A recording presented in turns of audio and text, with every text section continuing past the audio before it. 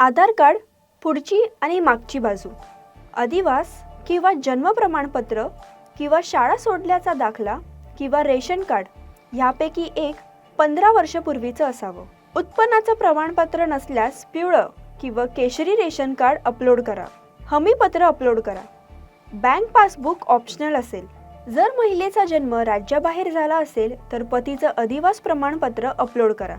हे सर्व कागदपत्रे 1 MB पर्यंत असावीत. अर्जदार फोटोवर क्लिक करा. फोटो गॅलरीमधून न सिलेक्ट करता प्रत्यक्षात क्लिक करा. नंतर ओके क्लिक करा. सबमिटवर क्लिक करा. OTP टाका आणि त्याचं व्हेरिफिकेशन करा. फॉर्म सक्सेसफुली सबमिट केला गेला आहे की नाही ते चेक करा.